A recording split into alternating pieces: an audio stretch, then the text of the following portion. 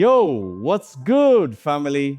El Dorado here, and we're back for another month on Hustle and Hash. If you listened to last month's episode about getting paid for your skills, first of all, thank you. Second, I hope you've started charging money and collecting your coins. But here's the thing, after that episode dropped, I got a lot of messages, and they fell into two categories. Category 1, El Dorado, I got my first client and they paid me. Thank you. Those messages made me so happy, I'm not gonna lie. Shout out to everyone who took action. But category 2, El Dorado, I got a client, but they're stressing me. They're not paying on time. They keep changing what they want. I'm working more than I'm getting paid for. What do I do? And that's when I realized. I taught you how to get clients, but I didn't teach you how to choose clients. I didn't teach you how to protect yourself from the client from hell. I didn't teach you the mindset shifts you need to stop chasing and start attracting the right people. So today, we're fixing that. This is a longer episode than usual because we need to cover 3 things. 1, how to spot bad clients before they waste your time and stress you out. 2, the mindset blocks that are keeping you broke even though you are talented. And 3, how to stop chasing clients and make them chase you instead. We have a lot to cover, so let's dive in. Part 1, the client from hell. How to spot red flags and protect your peace. Let me start with a story. About 2 months ago, I had someone reach out to me for an automation project. They found me on LinkedIn, which was great. We hopped on a call and they explained what they needed. It sounded straightforward. They asked how much. I quoted them 800K. And this is where the red flag started. First red flag. They said, 800K, that's too much now. Can you do 300K? I said no, and explained the value they'd be getting. They said, okay, let me think about it. 2 days later, they came back. My friend said he can do it for 400K. I said, okay, go with your friend then. But they didn't. They came back again. Okay, we'll do 750K, but you have to add extra features. I should have walked away right there. But I didn't. I was still in the I need every client mindset. So I said yes. Second red flag. When I asked for 50% upfront, they said we don't do that. We'll pay you everything when you're done. I insisted on the 50% rule. They eventually paid, but they made me feel like I was the problem for asking. Third red flag. During the project, they kept adding more things. Can you also add this feature? And this one? And can you train our team? And can you create documentation? All things that were not in the original scope. Every time I said that will cost extra, they will say, but it's just a small thing now. It won't take you long. By the time I finished that project, I had worked way more hours than I was paid for. I was stressed, I was frustrated, and even though I got paid 750K, it felt like I earned 200K based on the stress and extra work.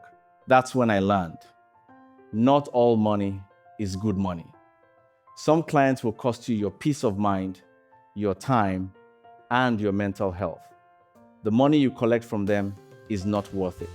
So, let me give you the red flags you must never ignore. Red flag number 1, the serial negotiator. This is the client who wants to negotiate everything. Your price is too high. Your timeline is too long. Your terms are too strict. They want everything cheaper, faster, easier. And even after you agree to a price, they will try to negotiate down the payment later or ask for discounts on future work. These clients do not value you. They see you as expensive, not as an investment. Walk away. Red flag number 2, my friend does it cheaper. This is a manipulation tactic. They're trying to make you feel like you're overcharging by comparing you to some imaginary friend who probably doesn't exist or does terrible work. Your response should be, that's great, go with your friend then. If they come back, it means their friend couldn't deliver. But even if they hire you, they'll always see you as the expensive option and treat you accordingly.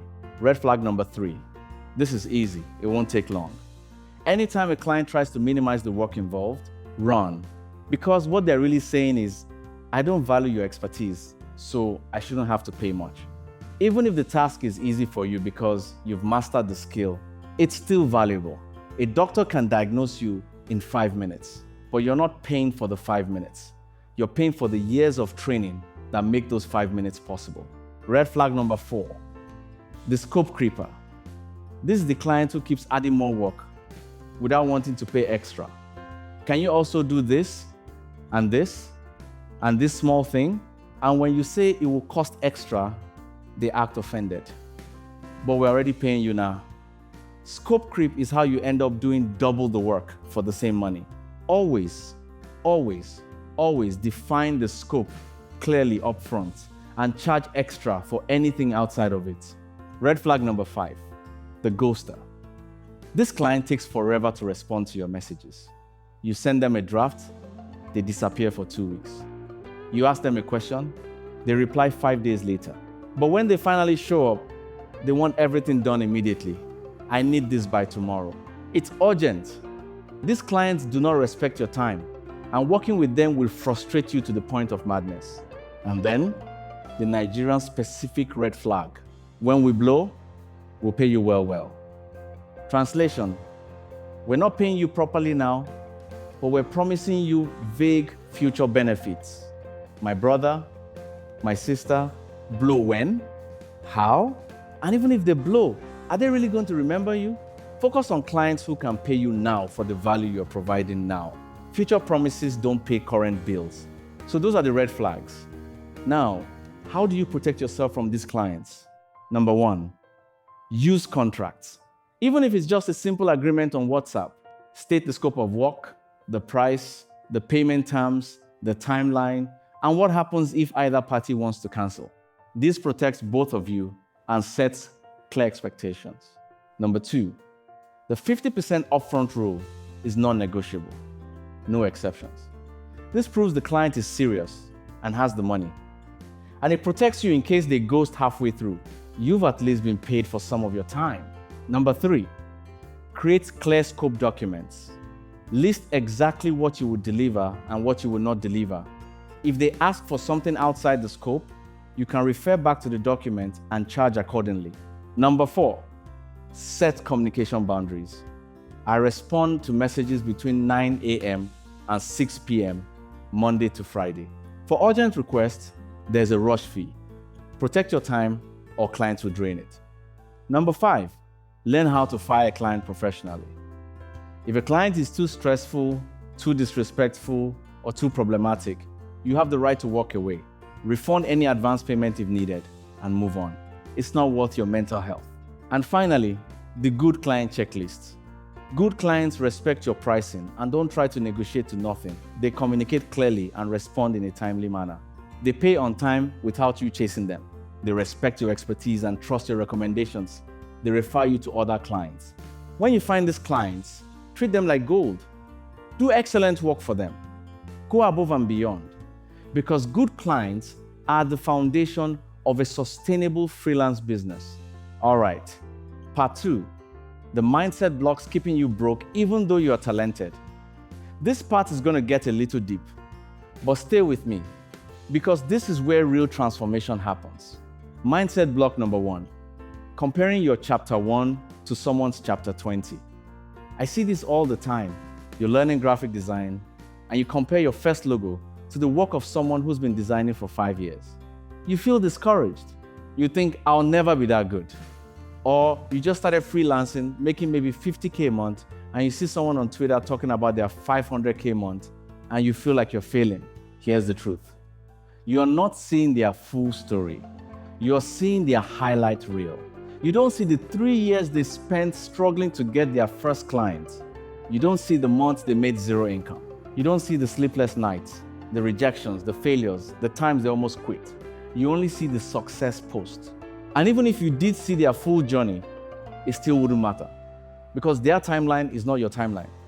Some people take 6 months to get to 500K a month. Some people take 3 years. Some people take 10 years, and all of those timelines are valid. The only person you should compare yourself to is who you were yesterday. Are you better than you were last week, last month, last year? If yes, you're winning. Keep going. Social media makes this worse because everyone is posting their wins and hiding their losses. Don't let Instagram fool you into thinking everyone is winning except you. Most people are struggling just like you. They're just not posting about it. Mindset block number 2. The suffering equals success lie. Nigerian hustle culture has conditioned us to believe that if you're not suffering, you're not working hard enough. No pain, no gain, hustle till you drop, sleep is for the weak, and all of that is toxic nonsense. Yes, building something requires work. Yes, there will be hard days, but suffering should not be glorified. Working 18 hours a day and destroying your health is not a badge of honor. It's a recipe for burnout. Smart work is better than hard work. Working efficiently is better than working endlessly. Building systems that make money while you sleep is better than trading every hour of your life for money. And rest is productive. Your brain needs rest to be creative. Your body needs rest to function. Taking breaks, sleeping well, spending time with loved ones, these things are not distractions from success. They are part of success. So stop wearing exhaustion like a badge of honor. Stop glorifying the grind. Start working smarter, not just harder. Mindset block number 3. Abundance versus scarcity thinking.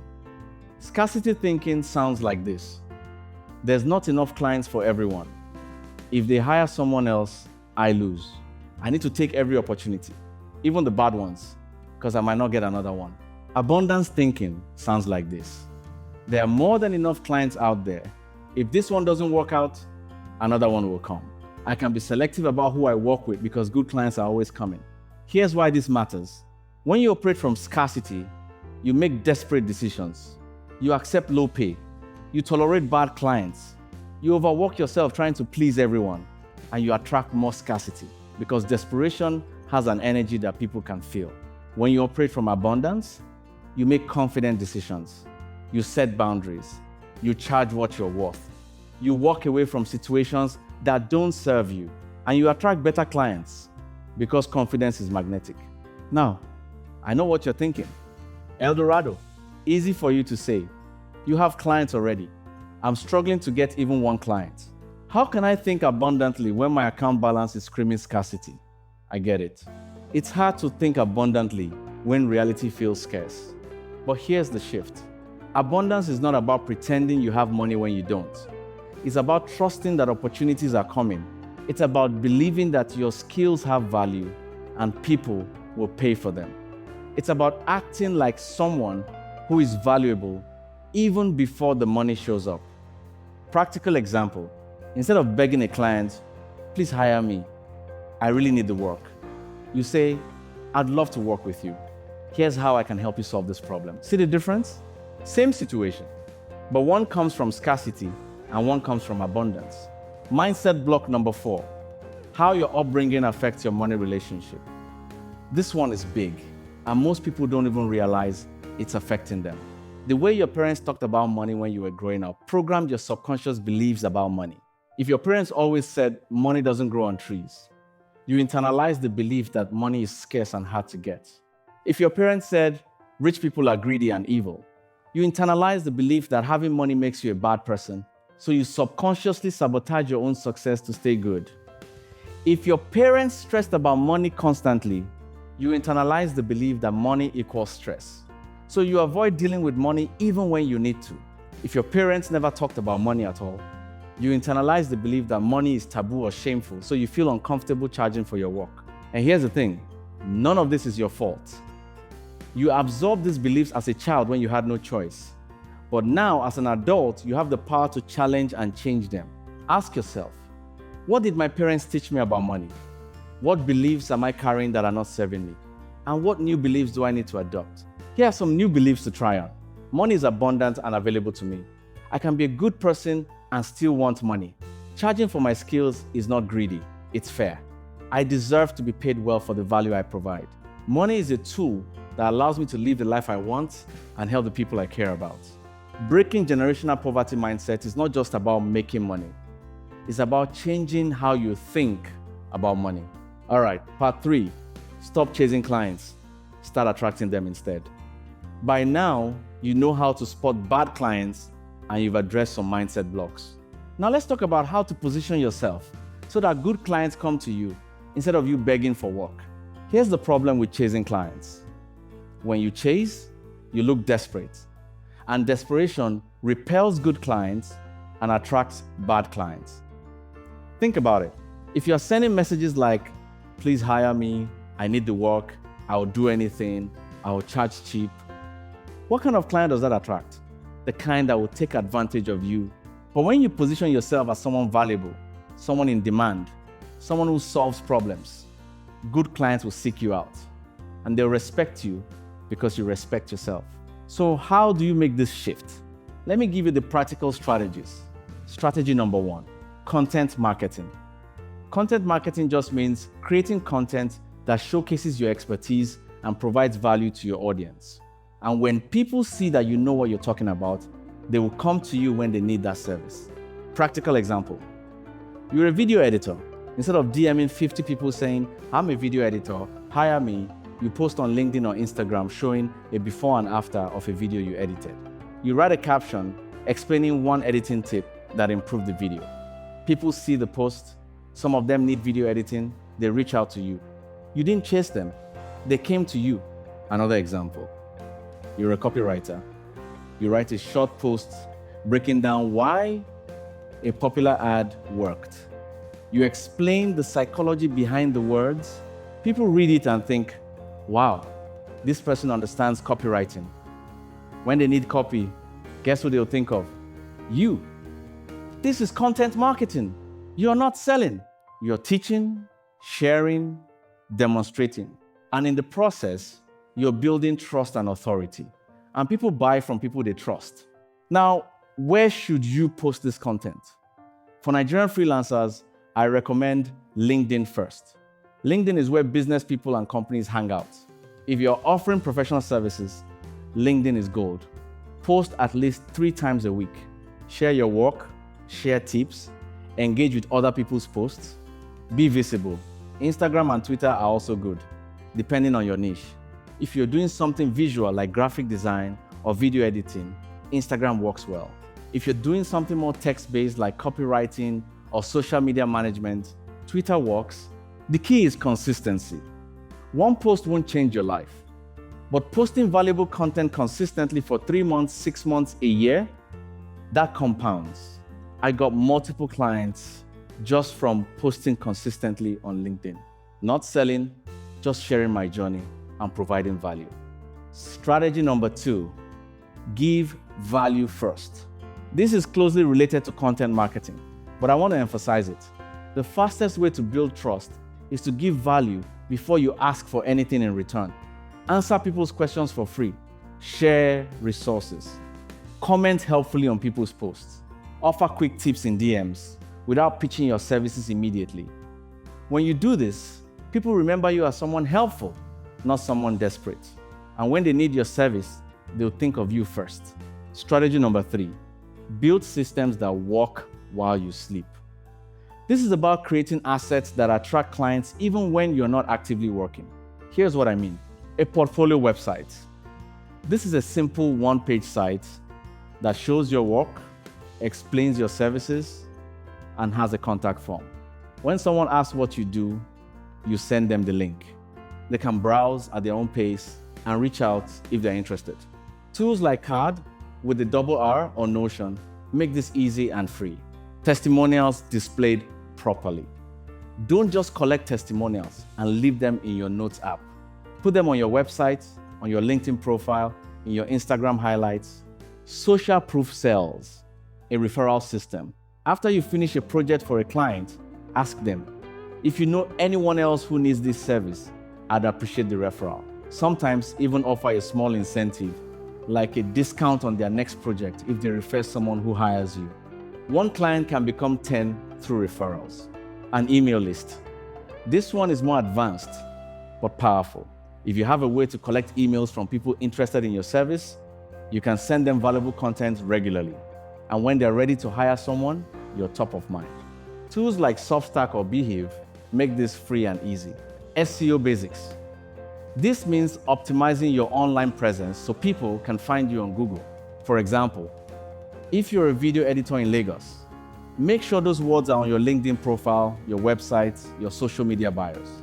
When someone Googles video editor Lagos, you want to show up. These systems compound over time. The more visible you are, the more people find you, the more clients you get, the more testimonials you have, the more visible you become. It's a positive cycle. Let me wrap this up. Today we covered 3 major things: how to protect yourself from bad clients, the mindset shifts you need to stop being broke despite being talented, and how to stop chasing clients and start attracting them. Here's your homework. 3 things to do next week, which is the new month of June. Homework number 1. If you currently have any clients who are showing red flags, make a plan. Either set clear boundaries with them or fire them professionally. Protect your peace. Yes, you can fire a client. I have seen some screenshots on X recently concerning that. Homework number 2. Write down one limiting belief you have about money or your skills. Then write the opposite belief. Practice saying the new belief out loud every day for a week. Sounds weird, but it works. Homework number 3. Post one piece of valuable content today or next week, since the weekend is here already. It can be on LinkedIn, Instagram, Twitter, wherever your potential clients hang out. Share a tip, show your work, tell a story. Just put yourself out there. Consistency starts with one post. And if this episode helped you, share it with someone who's struggling with bad clients or stuck in a broke mindset. Use the hashtag #GoodClientsOnly. Let's build a community of freelancers who refuse to settle for less than they deserve. Next month, we're talking about something I know a lot of you are dealing with: imposter syndrome. That voice in your head that says, "Who am I to charge money? I'm not an expert. Someone will find out I don't know what I'm doing." We're going to dismantle that voice and replace it with confidence. You don't want to miss it. I'm Eldorado Daniel, podcasting from Hustle and Hash. Protect your peace, charge your worth, and let good clients chase you. See you next month.